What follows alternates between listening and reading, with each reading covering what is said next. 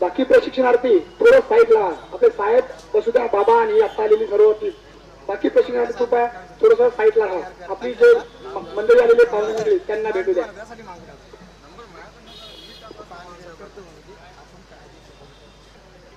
मिरज शेठ काय सतीश शंकरकर वंचित बहुजन आघाडीकडून आपल्याला पाठिंबा मिळालेला आहे. त्यासाठी वेळातला वेळ काढून आपले वंचित बहुजन आघाडीचे जिल्हा अध्यक्ष आलेले आहेत. त्यांच्यासाठी त्या जोरदार टाळ्या.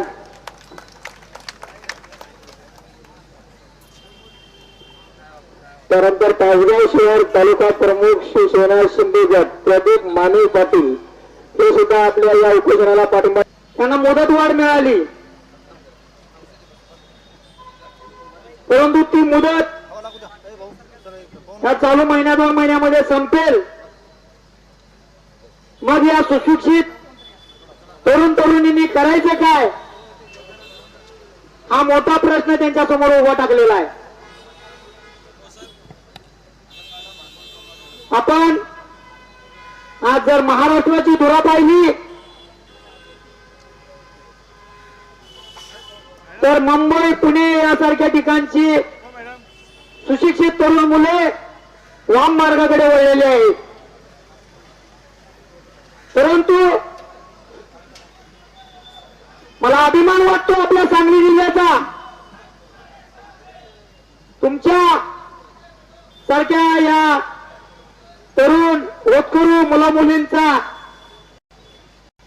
अभिमान वाटतो की तुम्ही सुशिक्षित असून सुद्धा तुमच्या वाटचालीला मी चतुर्थ श्रेणी कर्मचारी महासंघ वर्ग ड यांच्याकडून माझा जाहीर पाठिंबा मी जाहीर करतो.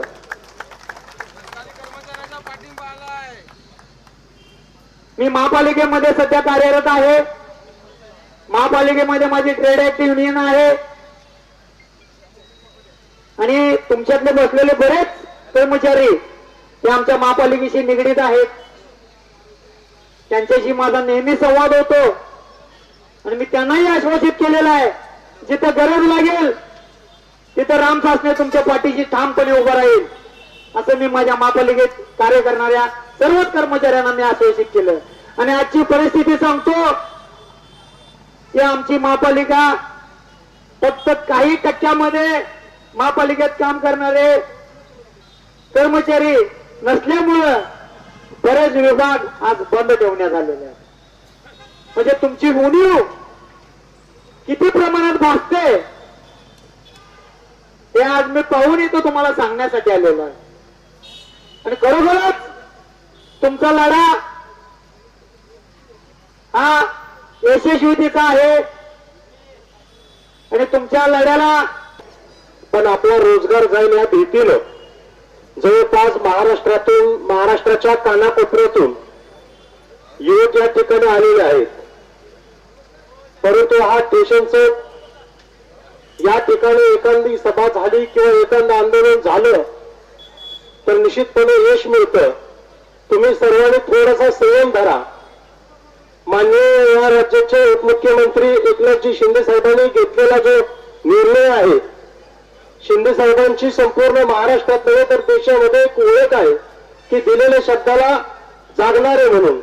आपण थोडासा संयम धरा.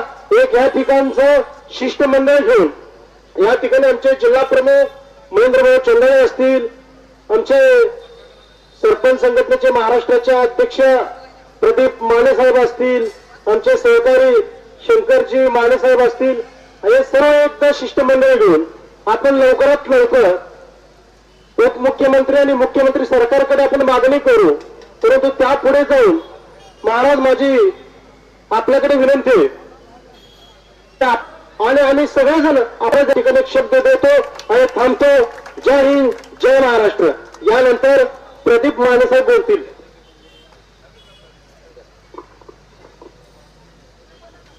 सर्वांना जय महाराष्ट्र. मुख्यमंत्री युवा प्रशिक्षणार्थी या महाराष्ट्राच्या कानाकोपऱ्यातून आलेले सर्व माझे बंधू आणि भगिनीनो, खऱ्या अर्थाने सांगली जिल्ह्यातील तुकारामबाबा बागडे महाराजांच्या नेतृत्वाखाली 1,34,000 युवा प्रशिक्षणार्थींसाठी एक एल्गार पोकारण्यात आलेला आहे. आणि या एल्गारासाठी अखिल भारतीय सरपंच परिषदेचा अध्यक्ष म्हणून मी आपल्याला या ठिकाणी जाहीर पाठिंबा देतो. बंधूंनो, हे सरकार गतिमान सरकार आहे. हे सरकार आपलं आहे, आपण निवडून दिलेलं आहे. परंतु सरकार आपलं, पण सरकारमध्ये काम करणारा सिस्टमचा जो एक भाग आहे, जो कोण चालवतं त्या ठिकाणी काहीतरी गडबड आहे. आणि गडबड थांबवण्यासाठी आज या ठिकाणी आमच्या सांगली जिल्ह्याचे एकनाथ शिंदे साहेब गटाचे जिल्हा प्रमुख महेंद्रभाऊ चांडा या ठिकाणी आलेले आहेत. हरिभाऊ लेंगरे साहेबांनी या ठिकाणी आपल्याला मार्गदर्शन केलं. वंचित बहुजन आघाडीचे आमचे नेते या ठिकाणी आलेले आहेत. अनेक जण मंचावर या ठिकाणी आपल्याला पाठिंबा देण्यासाठी आलेले आहेत. भावांनो, आम्ही सुद्धा शेतकऱ्यांची पोरं आहोत. आम्ही सुद्धा गाववाड्यात काम करणारा सरपंच आहोत. आम्हाला माहिती आहे की गाववाड्यात काम करत असताना या ठिकाणी काही त्रास होऊ शकतो. जे शिकलेत, काही नोकऱ्या लागलेत, पण शिकून सुद्धा ज्यांना नोकऱ्या लागलेल्या नाहीत ते समाजकार्यात आहेत. त्यापैकी उभा असलेला एक सरपंच, मी सुद्धा एक इंजिनियर आहे. मला सुद्धा नोकरी मिळाली नाही म्हणून मी समाजसेवेचं व्रत धारण केलं आणि माझ्यासारख्या गाववाड्यात काम करणाऱ्या अनेकांना या प्रवाहात आणलं. त्या ठिकाणी प्रामाणिक काम करून गावामध्ये विकास साधण्यासाठी आज आम्ही या ठिकाणी प्रयत्नशील आहोत. पण अनेक महाराष्ट्राच्या कानाकोपऱ्यातल्या अनेक माझ्या बंधू भगिनींनी या ठिकाणी मनोगत व्यक्त करताना सांगितलं की आम्ही ऊसतोड कामगारांची पोरं आहोत, आम्ही शेतमजुरांची पोरं आहोत, आम्ही या ठिकाणी आमची बायका पोरं त्या ठिकाणी ठेवून न्याय मिळावा म्हणून सांगलीमध्ये या ठिकाणी आलेलो आहोत. तुम्ही मगाशी सांगत होता ताई, माझ्या डोळ्यामध्ये पाणी आलं. आज माझे कोणतरी भाऊ बहीण या सांगली जिल्ह्यामध्ये, या सांगलीच्या मध्यवर्ती ठिकाणीमध्ये आज बाबांच्या नेतृत्वाखाली न्याय मागण्यासाठी आलेले आहात. आम्ही तुम्हाला परका समजणार नाही. जोपर्यंत तुम्हाला न्याय मिळत आहे तोपर्यंत सरपंच परिषद तुमच्या पाठीशी उभं राहणार आहे.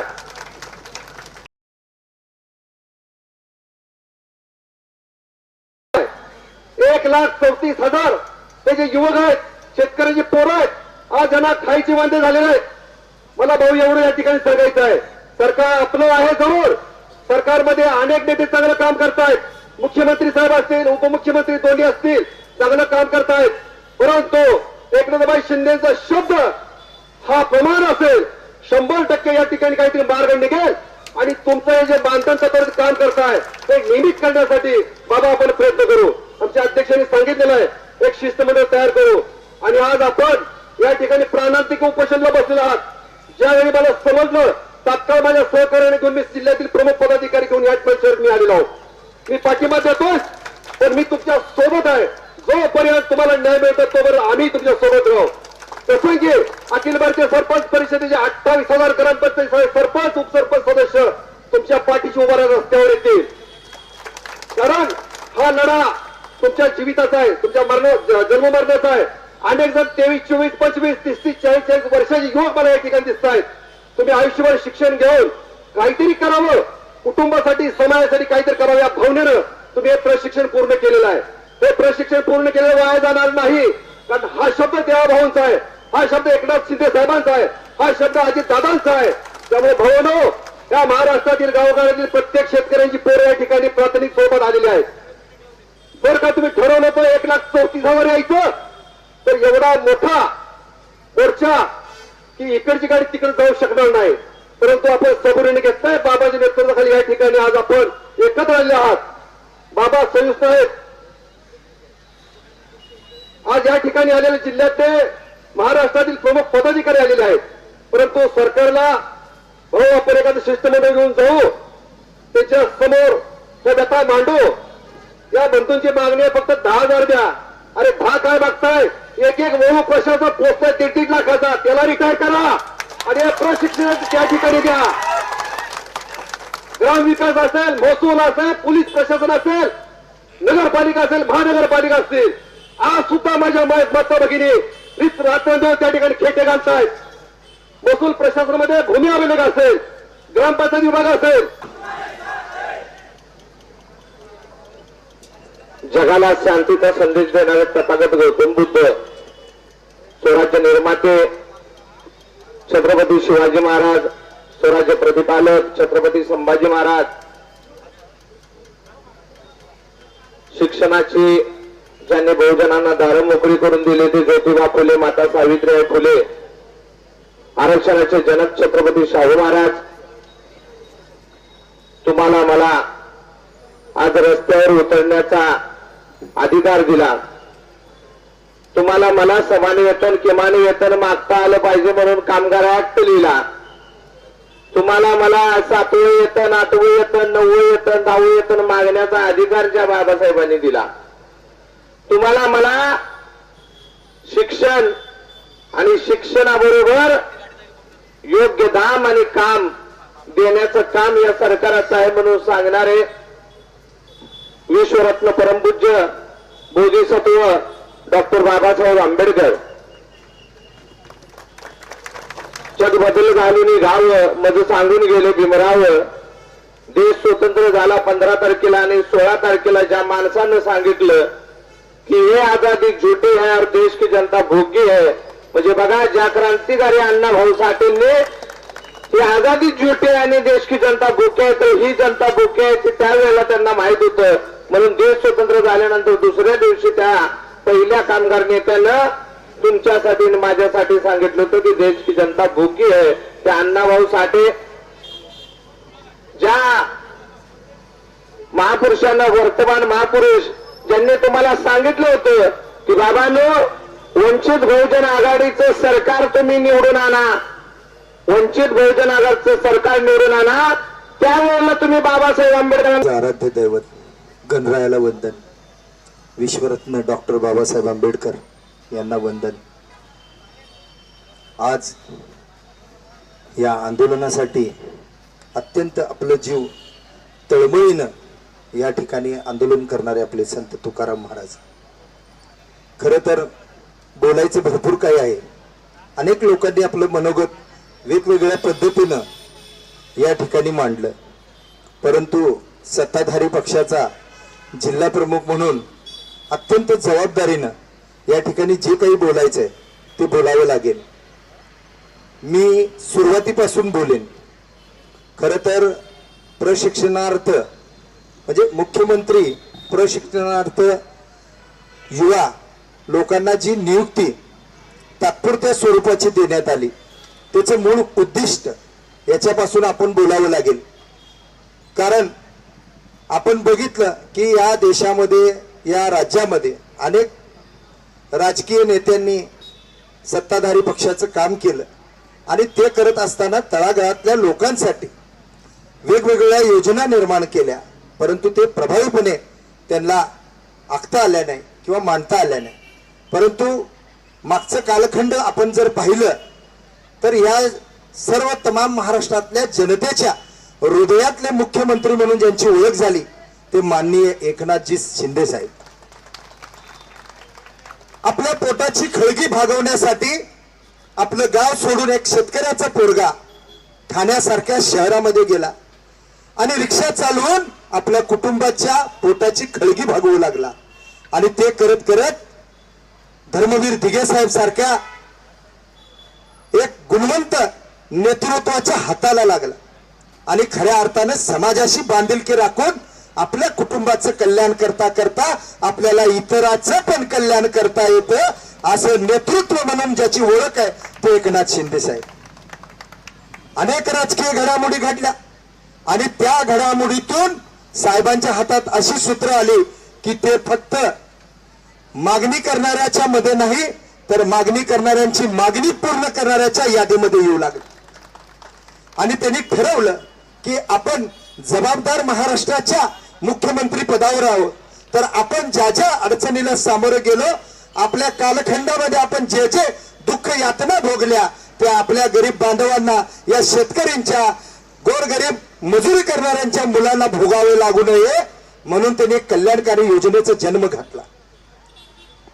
कोणतीही प्रक्रिया शासकीय राबवत असताना त्याला तांत्रिक बऱ्याच दृष्टिकोनाच्या पुढे जावं लागतं, कारण आपलं संविधान त्या पद्धतीचं आहे आणि त्याच्या सर्व बाबी आपण लक्षात घेऊन त्या योजना निर्माण कराव्या लागतात आणि त्या योजनांवर प्रभावीपणे काम करावं लागतं.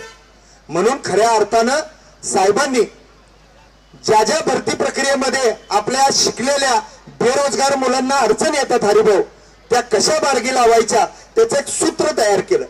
आणि ते सूत्र होतं जे प्रशिक्षणार्थ युवा भरती. कारण आपण कुठेही नोकरी मागायला गेलो हरिभाऊ तर आपल्याला शिक्षणासोबत आपल्या अनुभवाचा दाखला मागितला जातो आणि आपल्या अनुभवाचा दाखला बघून आपल्याला नियुक्ती दिली जाते. खऱ्या अर्थानं या योजनेचा लाभ या माझ्या बेरोजगार मुलांना एक अनुभवी दाखला, ते पण शासकीय प्रक्रियेत काम केलेला, एक मोठ्या शिक्षणाला त्यांच्या पाठबळ मिळावं याच धोरणानं साहेबांना हे उचलल्याची भूमिका आहे. परंतु मनात स्वच्छ भावना ठेवून या कृष्णामाईचा पुत्र या नात्यानं तुम्हाला मी या महाराष्ट्राचा पुत्र या नात्यानं या ठिकाणी एक अभिवचन देतो की संत तुकाराम महाराजांसोबत एक शिष्टमंडळ घेऊन आपण मुंबईला जाऊया.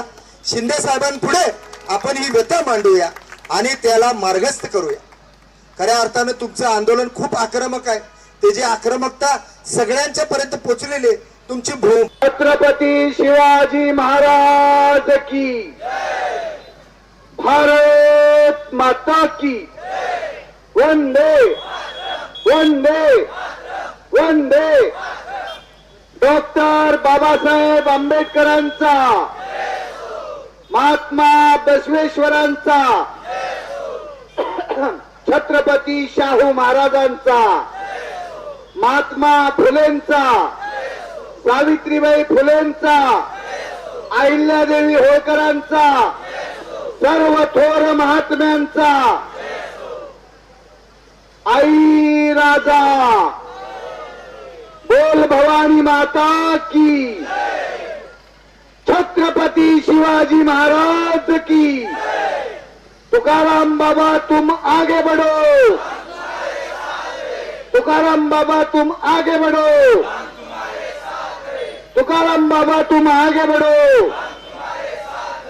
धन्यवाद. मित्रांनो, आपल्या न्याय्य हक्कासाठी आणि आपल्या हक्काच्या भाकरीसाठी आपण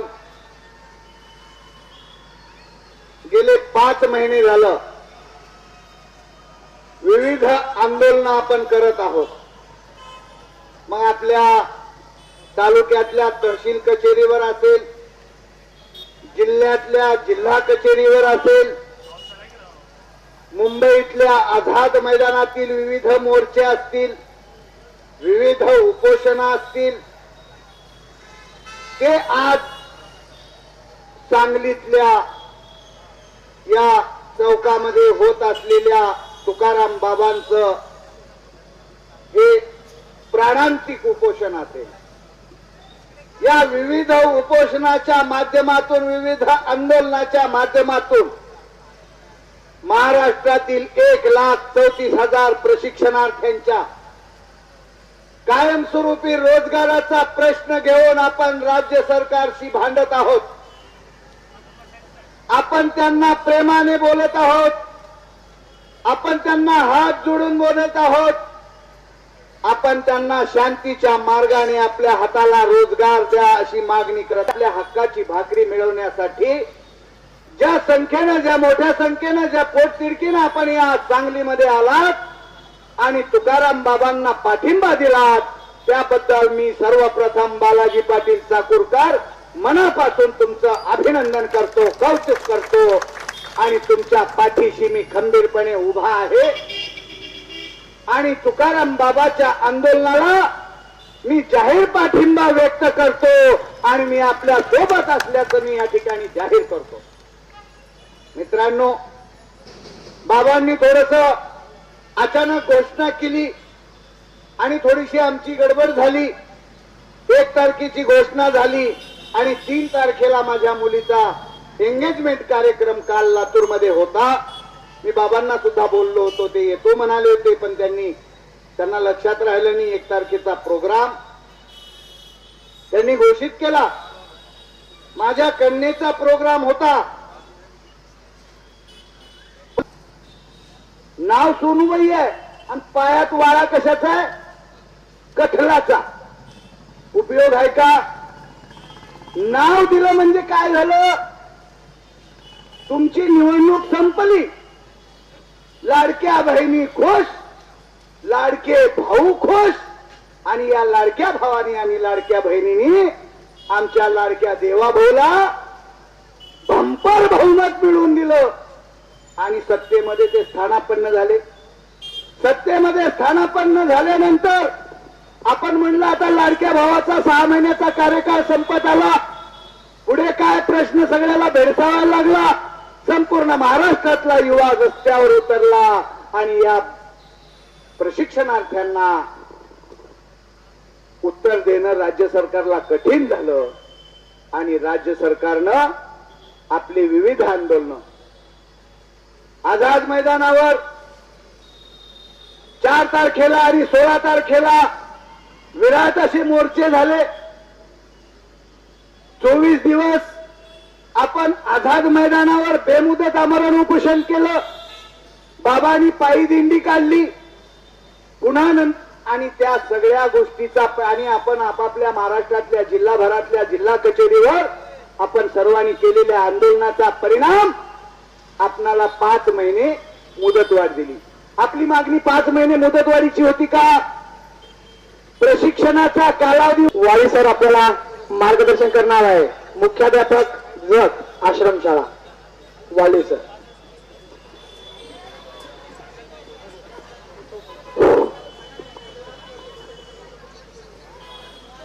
छत्तीसगड जिल्ह्यातून आलेले सर्व प्रशिक्षणार्थी या मोर्चाचे माननीय अध्यक्ष तुकाराम बाबा महाराज, हा जो लढा आहे तो लढा चांगल्या प्रकारे यशस्वी व्हावा. ज्या मागण्या आहेत त्या मागण्या शासन दरबारी जाव्यात आणि तुम्ही सर्व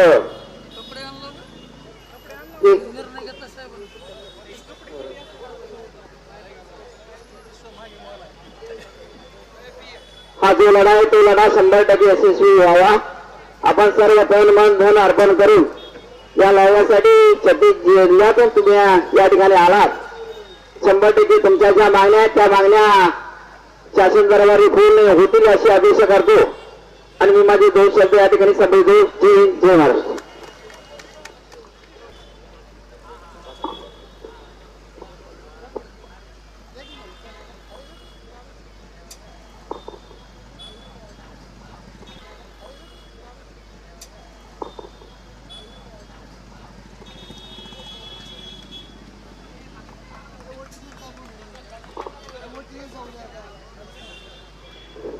सर्वांनी शांततेत बसून घ्यावं, कोणीही यांच्यावर येणार नाही, कारण अधिकारी लोक आलेले आहेत याचं भान ठेवा.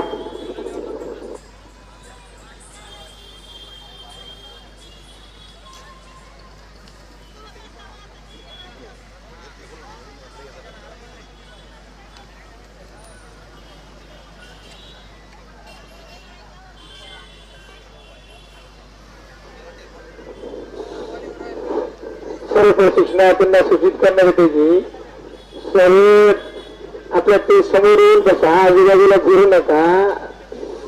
सांगली जिल्ह्याचे सहाय्यक आयुक्त साहेब परत आपल्या भेटीला आलेले आहेत.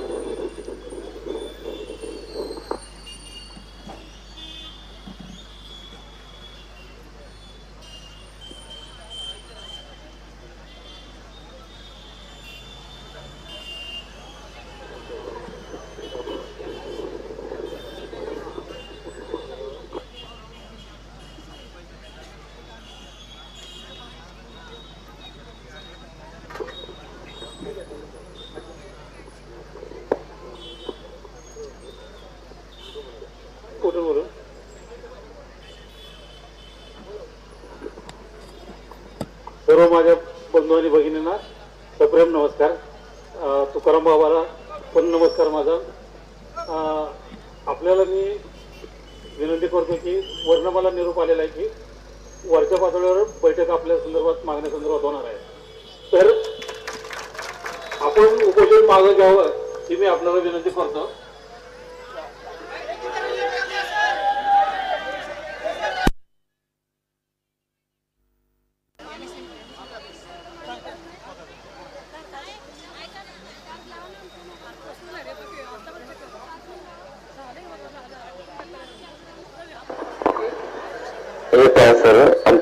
ठिकाणी कौशल्य विभागाचे आयुक्त साहेब आलेले आहेत आणि आयुक्त साहेबांना माझी विनंती आहे की गेले 1 दिवस 2 दिवस 3 दिवस 4 दिवस हे एका जिल्ह्यातली नाही आहेत, हे 36 जिल्ह्यातली मुलं आहेत.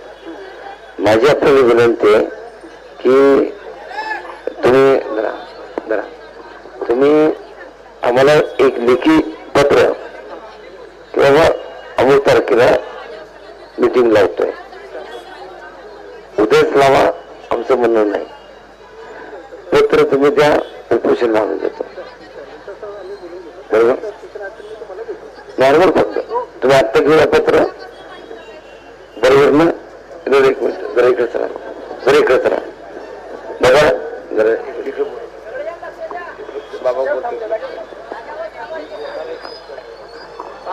बोलणारे सगळे इकडे तिकडे बसलेले होते, लोकांच्यावर बसा. महाराजा विषय बघा, बघा सगळ्याने.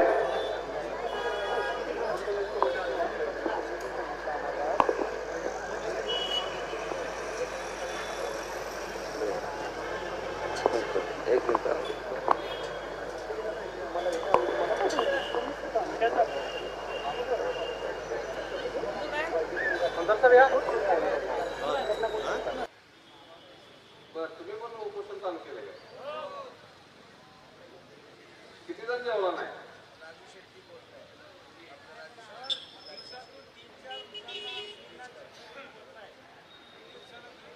हो काय?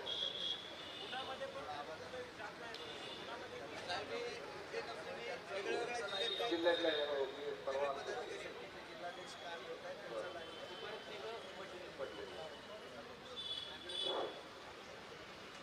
तर पहिल्यांदा मी तुम्हा सगळ्यांची दिलगिरी व्यक्त करतो. परवा दिवशी मी आलतो, आल्यानंतर तुम्हाला शब्दही दिला होता की राजू शेट्टी साहेब या ठिकाणी येतील, पण परवा दिवशी रात्री आपलं मी येऊन गेलो आणि काल दिवसभर पदयात्रा होती. मी सुद्धा 45 किलोमीटर चाललोय, त्यातलं 25 किलोमीटर अनवाणी पायाने चाललोय, म्हणजे चप्पल न घालता. त्यामुळं मला चालताही येत नाही. आज शेट्टी साहेबांचं माझं सकाळी बोलणं झालं, त्याप्रमाणे ते 4 वाजता यायचं ठरलं. मी तसं बाबांनाही फोन केला, आर्यनला केला, तन्वीरला केला, पण 4 वाजता परत मुंबईचा 10:30 वाजता मुंबईला बैठक बोलवल्या, त्याचं निमंत्रण आलं आणि त्यामुळं त्याची कागदपत्र जमा करणं, तयार करणं यासाठी बराच वेळ गेला. त्यामुळे आज मला शक्य नाही असं ते म्हणले की मी परवा दिवशी येतो, पण मी साहेब म्हणलं फार गरज आहे, तुम्ही आलाच पाहिजे अशी साहेबांना विनंती केली. आणि मग साहेब म्हणले की मी रेल्वेला ज्यावेळी बसतोय, जायला येतोय सांगलीत, त्यावेळी मी इकडे येतो आणि जातो. तसं आमचं बोलणंही झालं. मला फोन आला, मी बाबांना पण फोन केला की साहेब या लागल्यात आणि 5 ते 7 मिनिटात पोहोचतायत, पण रेल्वे थोडीशी लेट होईल असं वाटत होतं. साहेबांचा पीए मिरजेत रेल्वेला बसला आणि मला त्यानं सांगितलं होतं की मी बसलेला आहे, रेल्वे ज्यावेळी हलेल त्यावेळी मी फोन करतो, लगेच साहेबांना सोड. 10 मिनिटात मिरजेतनं सांगलीत रेल्वे होते. पण आम्ही पोचायच्या अगोदरच आज कसं काय, म्हणजे आपलं दुर्दैव म्हणा, रेल्वे वेळेच्या थोडं 5-7 मिनिटं अगोदरच आली आणि त्यामुळं तो रेल्वेत बसला आणि आता साहेब स्टेशन चौकात गेले. रेंगनाथ नगरला साहेब आलते, म्हणजे तुम्ही सांगलीचे ज्यांना जे माहीत आहेत त्यांना माहीत असेल, नेमिनाथ नगर मधलं साहेबांचा मला फोन आला, साहेब तू कुठं आहेस महेश? तर मी म्हणलं साहेब मी ऑन द वे आहे. त्यांची काही कागदपत्र माझ्याकडे त्यांनी व्हॉट्सअपला पाठवली होती, त्याची जेव्हा प्रिंट काढून त्यांना इथं पोस्ट करायची होती, पण ते म्हणले की आता राहू दे तू प्रिंट काढायचं आणि मी स्टेशन चौकात पोचतोय, तू मागणं आला तरी चालेल, मी जातो. पण तोपर्यंत पीएनचा फोन आला की रेल्वे इथनं निघालेली आहे आणि तुम्ही स्टेशन चौकात गेला तर रेल्वे चुकेल. त्यामुळं साहेबांना यायला जमलं नाही. पण उद्या माधुरी हातकणंगलेसाठी बैठक आहे, त्या बैठकीनंतर आता मी साहेबांच्या पीएला तुमच्या मागण्यांचं सगळं स्कॅन करून पाठवलं.